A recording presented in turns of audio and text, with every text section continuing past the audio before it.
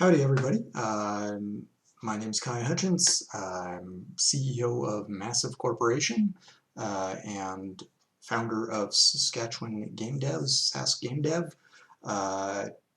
Just doing a little talk here about the ecosystem of creative tech in Saskatchewan. Keep having some issues where clearly people don't understand all of the key players involved here, a lot of government agencies involved, a lot of different mandates out there. So I really wanted to do a little video here helping explain the ecosystem behind creative tech in Saskatchewan and hopefully get people a little more clarity about who's doing what and why, and hopefully we can all get a little more in line and a little more hopefully productive and helpful for all of our great creators in Saskatchewan. So what this talk is about is really explaining who are the players in the creative tech sector, what programs exist to support creative tech, who's responsible for what, and most importantly, what can and should be done to make things better. That's how we're going to end this off. We want to, what's the vision to the future? We need a better system in place here. Really need to get that video game industry going in Saskatchewan. So we're going to do a lot of explaining of where we are, why we're where we are, and then hopefully look to the future, what we need to change and correct so that we've got that better future for everybody. So who am I? I am, like I say, Kai Hutchins, CEO of Massive Corporation Game Studios, also founder of SAS Game Dev. I am an over 10-year game dev industry veteran. I have over 20 games and apps released. Like I say, I run a Massive Corporation, which hopefully will be putting out a couple games this year. Run SAS Game Dev, which happens to be Saskatchewan's largest tech community. It does mentorship and supports the growth of the video game industry here in Saskatchewan. So we do virtually everything we can to help people get into the industry, understand the industry, and execute their ideas. Build games. That's what it's really all about. So I have sat on over 10 boards in my life. I've come up with at least 12, but I think there might be a few others. That's covering both for-profit companies as well as non-profit organizations, both independent and government funded. I've run an industry representative body, both an official one and an unofficial one, which SAS Game Dev currently is unofficial. As well, I've served in over 10 C-suite positions. So what a C-suite is all of those titles with a C at the start of them. So CEO, CIO, COO, chief something or other. I've served in quite a number of companies and organizations at that managerial level, as well as volunteer management positions. So I have a fairly good level of experience and understanding of how boards work, how management works, how organizations run, both profit, nonprofit, and governmental.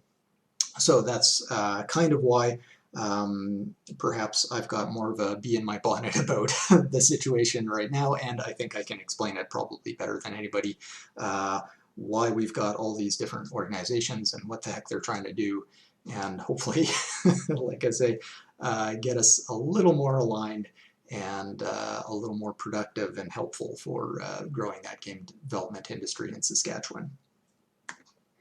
So why do I care so much about this? Obviously, people that know me, follow all of the media stories I've done about growing the industry here, criticism, as well as more positive stories, growth stories, entrepreneurship stories, events, etc. Well, I'm born and raised in Saskatchewan.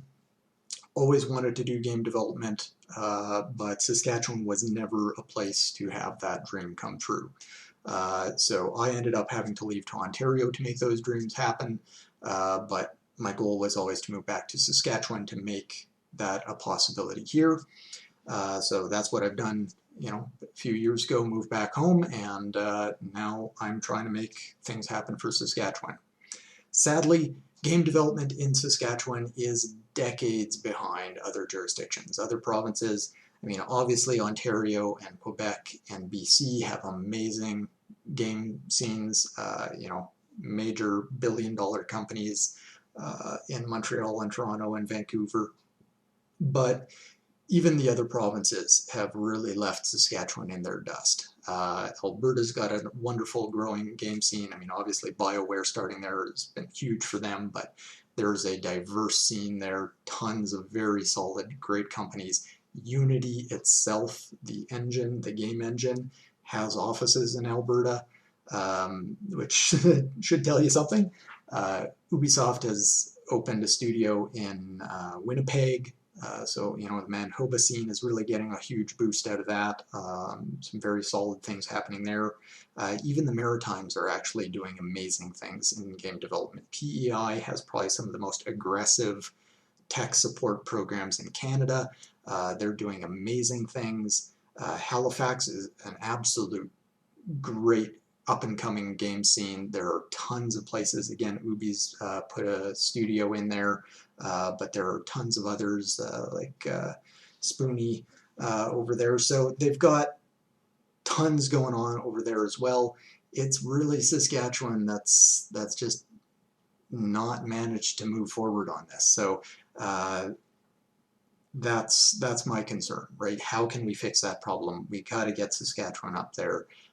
Moving forward and try and catch up. So failures to act don't just cost us the time, they cost us people and opportunities. When we don't have those support systems in place, people move away, businesses die, we lose opportunities and people, and they don't come back.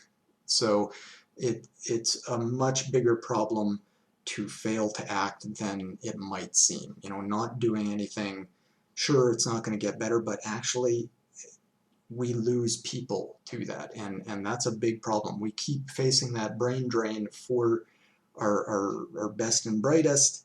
It just makes it harder and harder to succeed here. So we have to turn this around. Prime example, Cuphead, the smash hit, was created by a team of Regina creators, and they left due to the lack of support from government for this industry, for this sector. Cuphead sold 3 million copies in its first 3 months after launch. At $60 a piece retail price, that's $180 million of gross sales. If that company had managed to stay in Saskatchewan, how big a difference would that have made? It would be enormous. So, that is an absolute fact that we lost that company because of our situation here. We have to change so we don't lose the next big hit. It's going to be hard to compete with Cuphead, but everything counts. We need more progress here. We need those games to stay here. We need that talent to stay here. So we've got the hope of growing and moving this industry forward. So the issue is that government is failing to address the issue. It is that lack of support from government that really is making it so difficult for people to make any forward progress with a game industry here.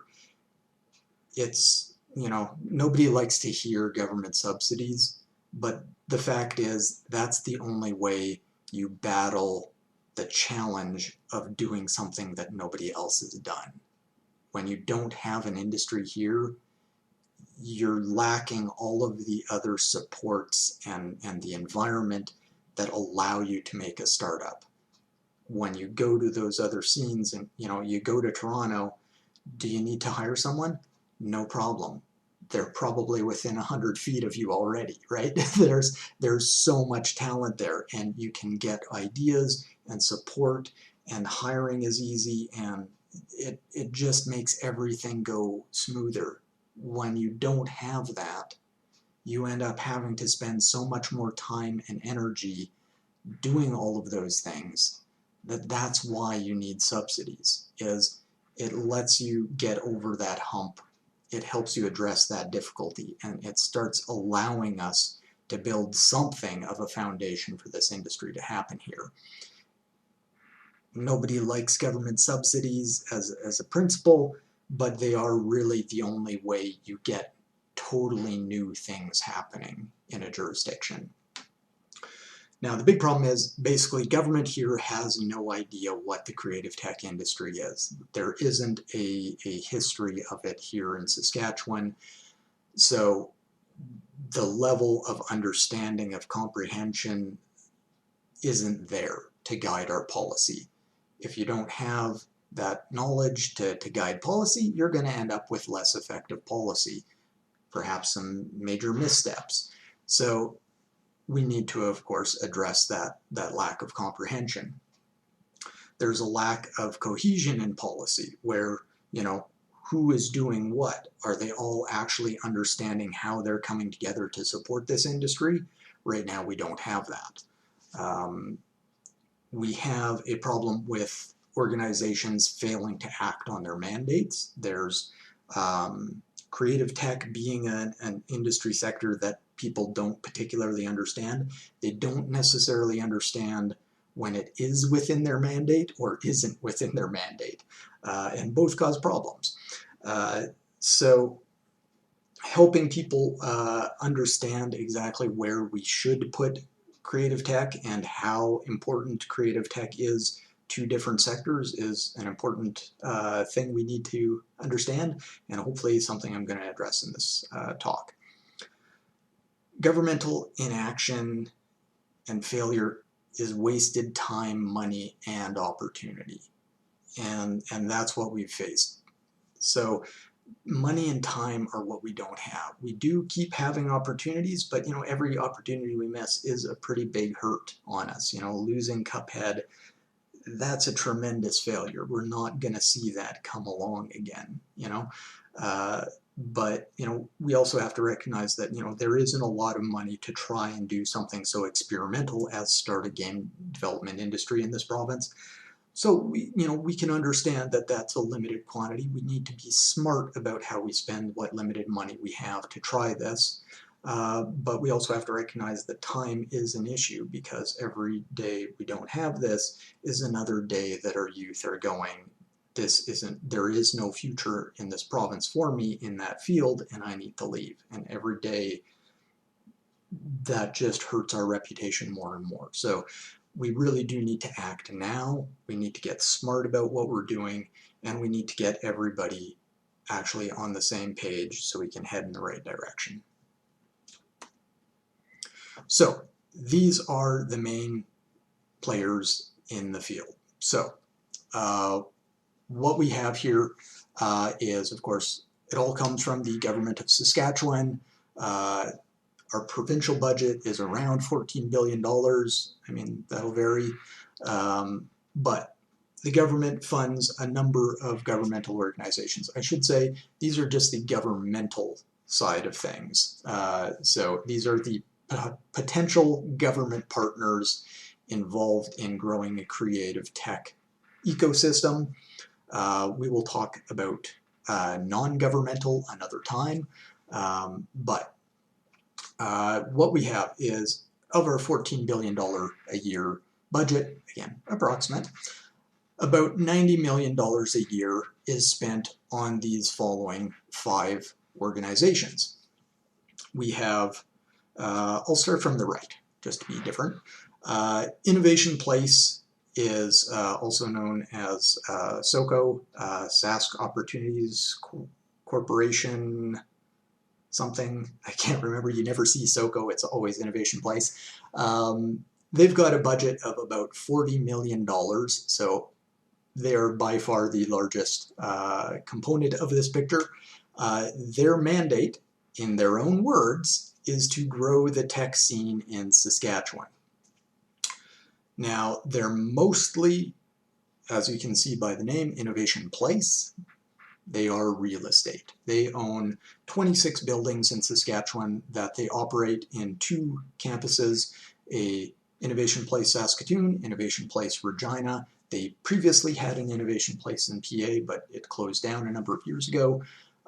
What they do is they are building hubs where we can cram together all sorts of bright minds and opportunities, researchers, companies, universities, all that. They all come together at Innovation Place Saskatoon and Innovation Place Regina, and hopefully magic happens.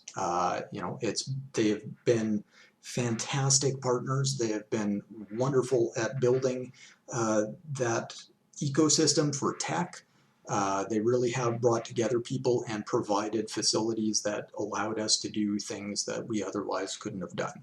Bringing people together, making those collisions happen of great ideas and talent is key to growing anything.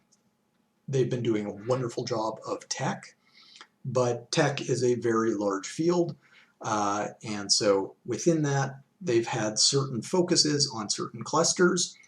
We'll talk a little bit about that later on, but that's basically who Innovation Place is. They're mainly a facilities-based support for growing tech in Saskatchewan, but they are also the largest player in supporting tech in Saskatchewan. Next on the list here, we've got SAS Culture. You're going to see the word culture a lot in this presentation. So obviously, if you're talking about something involving culture and it's in Saskatchewan, wouldn't SAS Culture be involved? Not particularly. They've got a budget of about $8 million a year. Their mandate is supporting culture, making a vibrant cultural scene in Saskatchewan. Now, the thing about them is that they generally focus on lived culture, experienced culture. So they actually don't have a lot of play in the cultural products side of things, which is really what we're talking about with video games. So SAS Culture actually doesn't really deal with this. That's for festivals, museums, that's really their focus. SAS Arts, or the Saskatchewan Arts Board, is an amazing organization. It was one of the first publicly owned and funded arts support organizations in the world. It was the second in the world. It was the first in all of North America. It really shows Saskatchewan's commitment to supporting arts and local talent. And they've done amazing things over their 70-year history. No, 80-year history now.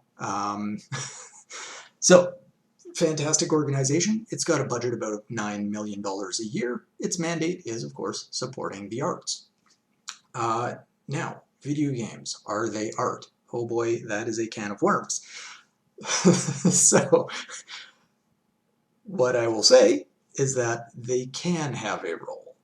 There are some things that might not appeal to them. There are some things that do appeal to them. They're certainly active in this field, and they will have some role in it. So it really hinges on that definition of our video games art, which, if you are anywhere near video games, you know is a massively contentious issue. But we'll explain that a little later. In terms of the governmental view of it, we can at least look at some fairly clear definitions on that front. Next on our list, we've got Innovation Saskatchewan. So this is a relatively new organization in terms of Saskatchewan. It has a budget of $25 million, so it's the second largest player in the creative tech support ecosystem, and can obviously do a lot of things. Now, its mandate is supporting innovation. That is quite the buzzword these days. I will say that in general, what they're talking about is tech and tech spin-offs. So whether it's a direct tech company or it's an application of tech and growing companies and supporting companies applying tech and retooling for tech, they tend to be involved. So yeah, they definitely are the most active and really focused on tech in general. Outside of specific facilities, Innovation Place is obviously larger, but it is very much tied to specific facilities. Innovation Sask just goes for the tech scene, doesn't matter what building it's happening in. They're supporting the whole province, a lot of startup support, collab support. So they're helping out all those incubators, all those startups, and really trying to get all of Saskatchewan companies to be leading edge with technology rollouts, as well as developing tech itself. Last on our list is Creative Saskatchewan. Now, this is absolutely the most critical, core, direct tied agency to creative technology in Saskatchewan. What Creative Sask is a support organism for helping the entire creative sector. And we will be talking a lot about that, so I won't go into it too much right now. It has a $7 million budget a year, and its mandate is to support creative industries. So under that, you can see the bottom row here are the organizations that are funded directly by Creative Saskatchewan to help fulfill that mandate of the creative industries. What are creative industries? There's a lot of them. In terms of creative tech, we have SaskInteractive is their direct organization they fund to deal with specifically creative tech.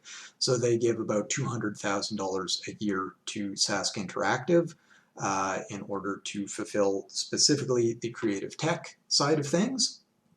They also fund 6 other organizations, each dedicated to another subsector of the creative industries. So with that, they have Sask Books, they have SMPIA, or Cynthia, which is the Saskatchewan Motion Picture Industry Association. They have Sask Music, they have the Saskatchewan Craft Council, they've got SATP, which is the Saskatchewan Association of Theatre Professionals, and they've got Sask Galleries. So those 7 organizations, SaskInteractive and the 6 others, are the creative industry associations that cover all of the different subsectors that Creative Saskatchewan is responsible for. So that's basically the view of all of the different governmental agencies involved. Now, there are 2 major organizations on the non-governmental side. Of course, there are tons of just tech companies, game companies, and just individuals that are involved here. These 2 organizations are basically the 2 largest players in non-governmental affairs that are supporting the growth of creative tech. So first of all, I'll talk about Sask Tech. So Sask Tech is basically a lobbying group for the tech community in Saskatchewan. So basically it's a grassroots organization, nonprofit, founded by a number of individuals in the tech scene, so actual tech entrepreneurs. And basically the tech entrepreneurs came together and went, we need to organize so that we can present information and argue for policy and whatnot, and really be a direct, obvious partner for government to inform tech policy. So Sask Tech has done wonderful things. Basically, you look at their membership list, and it's all of the tech CEOs and startup founders and stuff like that.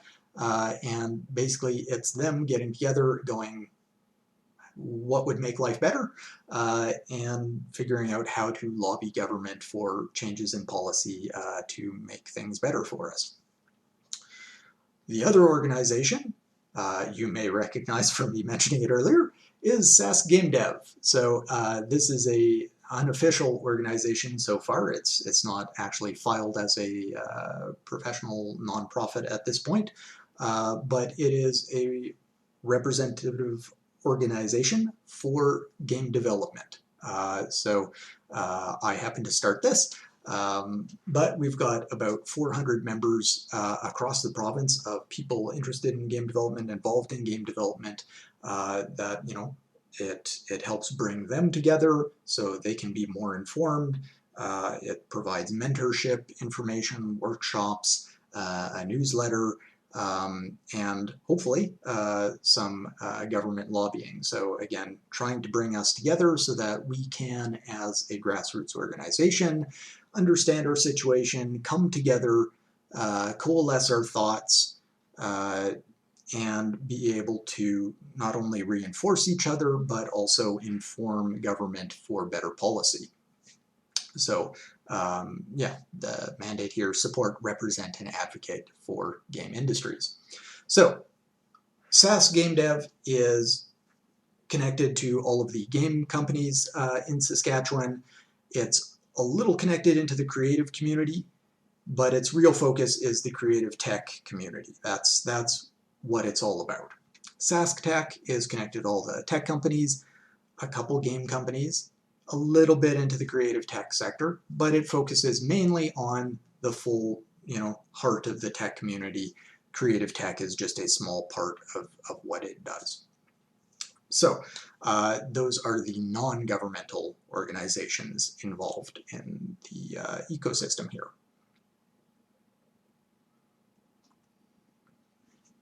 So to go through and look at these different partners, who are they? What do they actually do?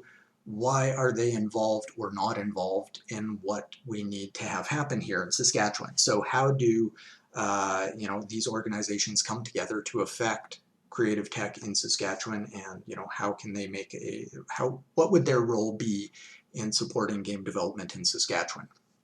So look at first here, SAS Culture. So here's a little snip from their last annual report detailing their vision and their mission.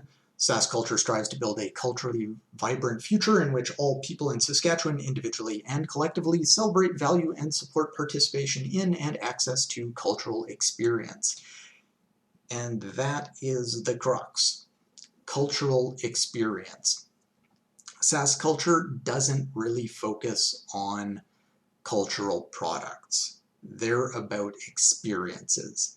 So when we talk about SAS Culture, it doesn't really play an effect in the creative tech scene, because it has a mandate that's a little more focused on directly what's happening within Saskatchewan. Whereas, you know, as game developers, nice as Saskatchewan is, we've got an entire world to sell to, and that's really our focus, right? So with SAS Culture, it supports the cultural scene in Saskatchewan, but it focuses on things within the province, whereas game development is generally focused on actually, you know, getting into that world market and expanding past Saskatchewan. It's about lived cultural experiences, not so much on cultural products. So games are a cultural product, books, cultural product, you know, those things that you can make and then sell and ship elsewhere to spread our culture. Those are cultural products. SAS Culture is focused more on museums, on festivals, on cultural displays, and on organizational funding. So, you know, multicultural, cultural councils, stuff like that. That's SAS Culture's real focus. So it's more about the things you actually experience here in the province. So they don't really have a role in creative tech. Despite games being a cultural product, SAS Culture doesn't really deal with cultural product, it deals with cultural experience. So next organization we'll look at is the SAS Arts Board. So again, here's some clippings from the last annual report of the Saskatchewan Arts Board. So its mission is to provide funding and support to the arts for the benefit of all people in Saskatchewan. And its vision is Saskatchewan arts thrive for the benefit of everyone at home and around the world. So here we can actually see that Sask Arts does have that vision of things outside of our province, So it does actually focus on exporting our cultural product, which is important. But you'll notice that, of course, the word arts is involved. Very shocking at the SAS Arts Board, but that's really the crux of it. So it can provide funding for game development, but the focus should be artistic and not, to quote their own words in their own grant process, projects you are undertaking primarily for commercial reasons or to meet marketplace demand, which, let's face it, is most games. So it's there to help art for art's sake. Video games may be art, but they may not be art for art's sake. You want to succeed commercially with a video game, so that's kind of where the Arts Board sort of diverges from supporting the game development scene in its entirety. If people want to explore games as art, then absolutely you can go to the SAS Arts Board for funding. But you do need to be aware of three main points here to do that, besides the fact that it needs to be art for art's sake. You do need to be a professional in your field, so they do need to recognize you as an artist within that medium, which generally means having a proven body of work, as well as having earned from your work. So you have been paid to make art of that nature, or your art products sell, like a photography book, for example. You can sell that. Art prints, you can sell those. So they want to support professional artists, so they have that bar of needing to be able to prove you're a professional. So as a game developer, you would need to be able to prove you have a body of work, you have a portfolio of developed games, but you also need to be able to show that you have earned from your game work. You've been hired to make things, or you've sold product in order to get that title of being a professional, which of course does have some static between art for art's sake versus art that's commercially successful, but you still need to earn something. So it's never an easy topic, but are you doing it as an artist? I think most people can understand that that sort of difference instinctively, even if it's really hard to write down. Now, the other thing is you need to understand that the Arts Board has fairly low grant limits per grants. So, you're going to look at like a $7,000 grant, which is fantastic. But if you're looking at the whole scope of the games industry, $7,000 doesn't get you very far, right? When you're needing to hire a programmer to make something, $7,000 is not a lot of programmer time. So it's good for individuals to get some kind of support, but it's probably not going to be something that you're really going to launch, a company off of with that kind of funding. But again, that's not what they're looking for. So it does make sense in context. They also have a cap on grants and how much money you can collect from them within any given 4-year window. So you can sort of max out on the level of support you can get from them. So again, fantastic organization. They have done amazing things for decades. Thank goodness we have them. They do wonderful support for individual artists, but it is very much focused on art. Go figure. Innovation Saskatchewan is a very interesting one to look at. So their mandate is supporting innovation. So that's what's splashed all over everything they ever produce. They need to hit their quota of saying the word innovation 1 million times every year. The problem is, of course, everyone knows innovation as a word is so amorphous and hard to define. It's really hard to gather what exactly that is or isn't, right? It's a vague term, but when we do get past that single individual word, we do see that they mention tech a lot. Tech is probably the second most common word they're going to bring up. So if they're supporting tech, they should support creative tech, right? That is a form of tech, and it's a fundamental form of tech. It is a vital part of innovation in technology. So in the past, they have funded game dev events.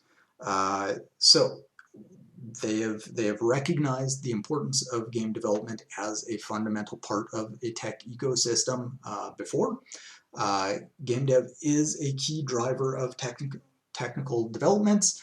I was just actually doing this morning a workshop for a Toronto school about artificial intelligence and its role in society, and talking with the kids, where do they see AI? What is AI?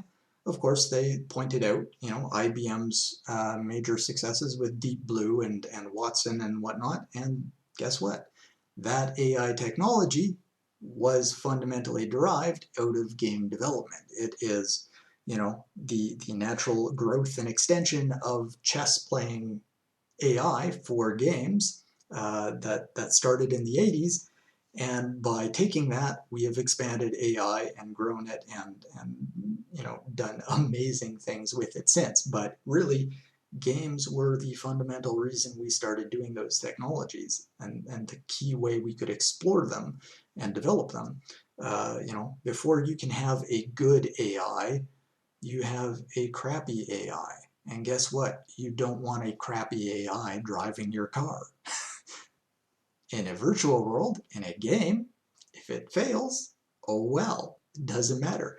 Gaming is where AI could develop, and gaming paid for AI to develop because a good chess AI is worth money. So game development really is fundamental to tech growth.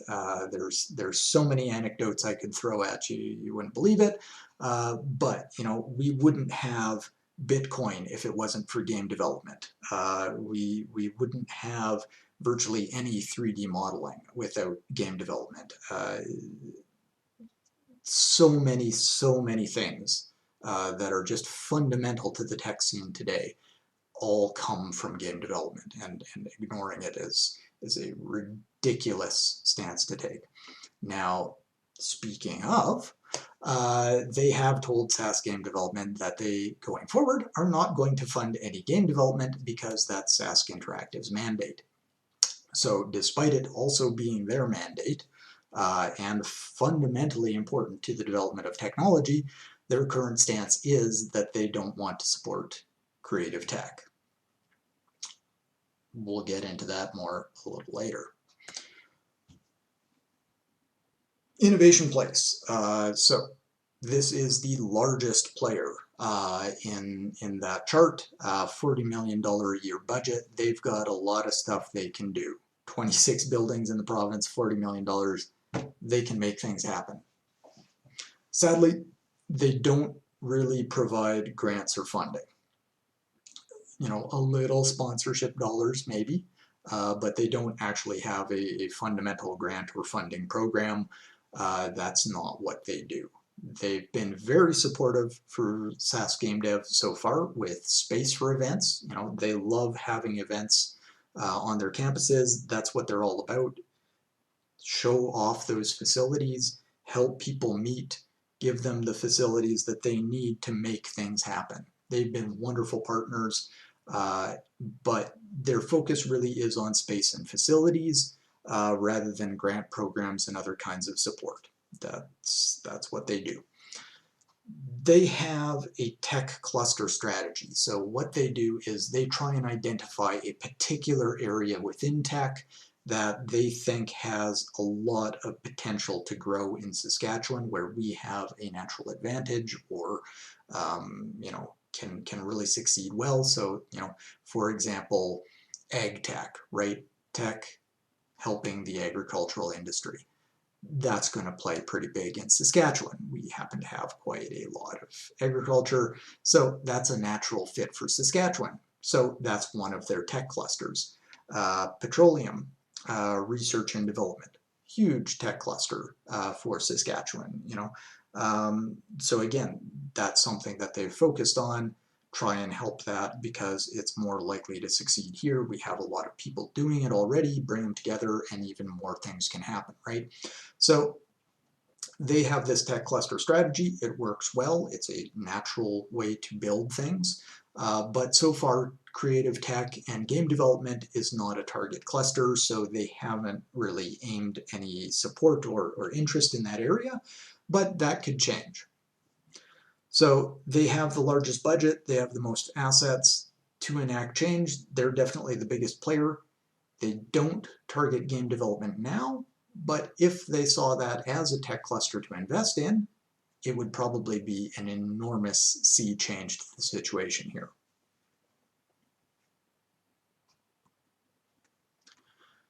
Now, the most obvious partner for all of this is, of course, Creative Saskatchewan. They are tasked with helping the creative sector. Creative tech is, of course, part of the creative sector. It's where the creative sector and the tech sector meet.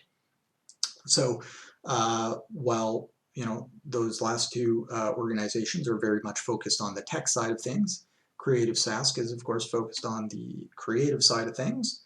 Between those three, hopefully, we would have a heck of a lot of great support. Now, Creative Sask, we can see it's actually a fairly new organization. It's only 8 years old, so relatively new in terms of a government agency. So it can still be, finding its feet in certain ways. But to quote from the most recent annual report, Creative Saskatchewan was established to invest in improved entrepreneurial capacity, innovation, and market access for Saskatchewan's creative industries. If game development is a creative industry, then they should be helping its entrepreneurial capacity, innovation, and market access. Sounds fantastic. So their mission: to play a leadership role supporting collaboration, entrepreneurial capacity, innovation, convergence that maximizes leveraged resources, commercial success, and market access for Saskatchewan's creative industries and producers. So that was quite a mouthful of a sentence, but I've bolded here the most important words: commercial success and market access for Saskatchewan's creative industries. So we are talking about commercial success. So this is why Creative Saskatchewan is different than the Saskatchewan Arts Board. Arts Board, art for art's sake. Creative Saskatchewan, art for money's sake. Commercial success. So this is where we're going to see, video games' natural home. This is where art as a commercial product is being supported. So Creative Sask really is that key figure in supporting game development in Saskatchewan.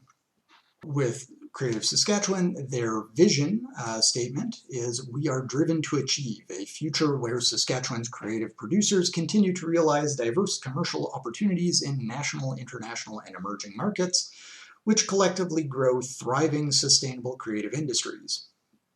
So here we can see, the very commercial statements here, right?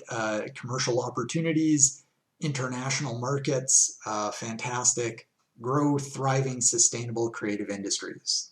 This is our partner. This is who is absolutely responsible. Their vision, their mandate, this is exactly the kind of partner that needs to happen to support that creative industry of game development.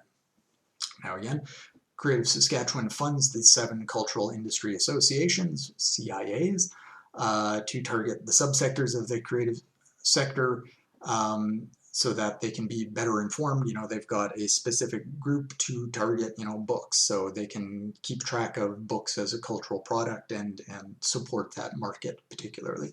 SaskInteractive is, of course, the cultural industry association targeting game development and other interactive creative tech media.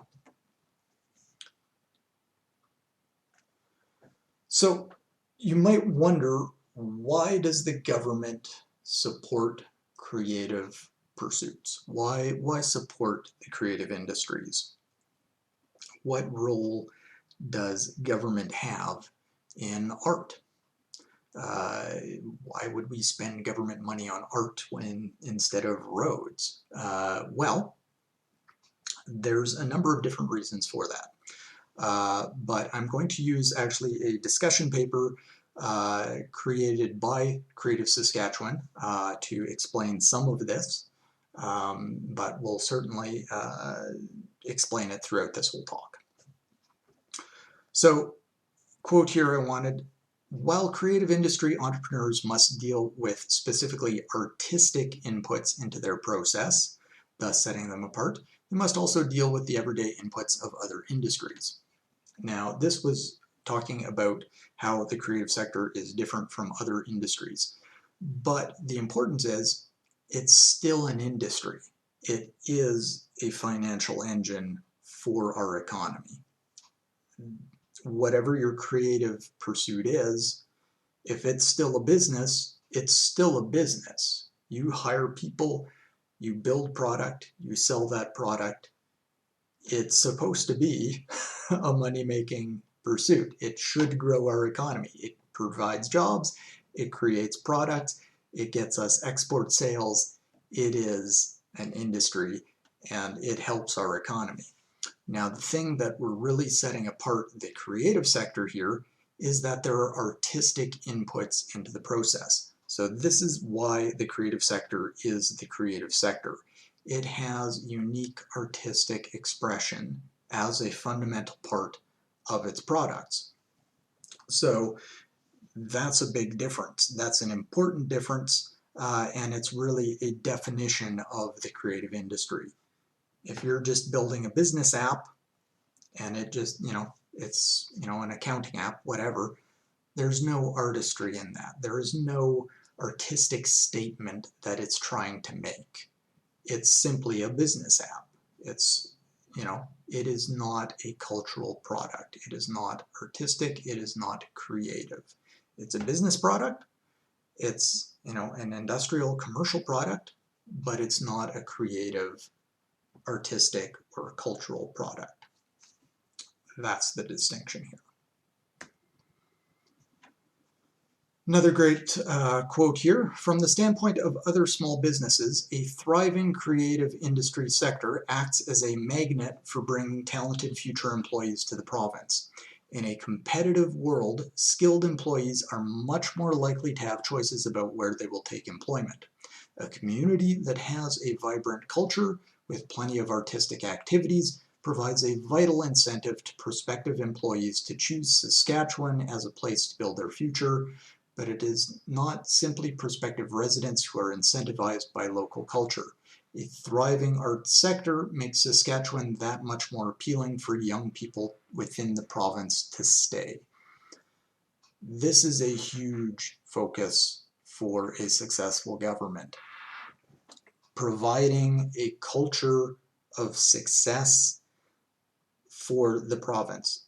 Art and culture build a thriving society in which people want to live. If you want to be a successful society, people need to want to live within your society. Art and culture is proven over human history to be one of the most defining things you can do to build that success of your society. This is really a fundamental reason why we invest in culture. It helps us succeed. We want to be a place that people want to move to invest in, to see a bright future in, to be inspired by, to seek out. Creative products do that. Cultural products do that. We express ourselves, our ideas, and in doing so, attach a brand to the province that people can associate and make value connections with. If Saskatchewan is a flyover country that nothing good or interesting happens in, nobody wants to be here, nobody wants to deal with us, nobody wants to do business with us, and people want to leave. If Saskatchewan is a thriving, interesting, vibrant scene where interesting ideas and things are born and things happen, then people want to stay, then people want to move here. So culture is how we make that happen. You need a successful society, a successful culture in order to attract and retain people that you can build your economy with. So culture and arts are a fundamental part of building a successful society, and a government should recognize that importance to the long-term survival and success of a society.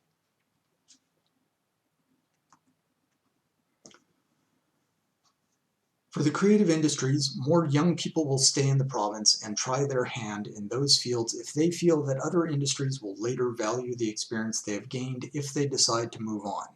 For other sectors, the gain is the employees they then get who are well-educated, disciplined, and fundamentally creative when it comes to on-the-job problem solving. In other words, employers in other sectors benefit from the training that time in the cultural industries provides. The creativity and innovation that the small business sector brings to the province can only be enhanced by a thriving creative industry. The word innovation is a massive buzzword right now. Every government everywhere is scrambling over itself to be innovative. That's because of the economic drive to do that. We are in a very competitive world. Globalization has meant that Saskatchewan now competes with Uruguay, it competes with the United Kingdom, it competes with Italy, it competes with China every single day on every front. We have blown past the limits of our geography in competing in the current world, and technology is the key to success. Innovation is the buzzword, but it's the principle behind creating new things, doing things in a new way, and improving and building either new products or processes that change the world. Owning those processes or products that change the world is, of course, how you own the future. The cultural industries are fundamentally about creativity, and to succeed in an innovation world, creativity lies at the core of those processes. Again, this is why we have to fund creative industries. They're how you get a creative society, and a creative society is where new ideas come from. That's true of any creative cultural field. So investing in our books, in SAS books, and making a vibrant literary scene here does fundamentally help our innovation space. Now, when you suddenly talk creative tech, I mean, you couldn't ask for a better place to invest. If you want an innovation future, it has to be creative. And guess what? The people that are being creative directly with technology, that's the perfect target. That is exactly what you need for innovation. You need creativity, you need technology, creative tech. This is absolutely the fundamental need that you have if you want to be a successful, innovative culture. Invest in it. This is as absolutely clear-cut what you need to succeed as an innovation society. We ought to be paying way more attention to this.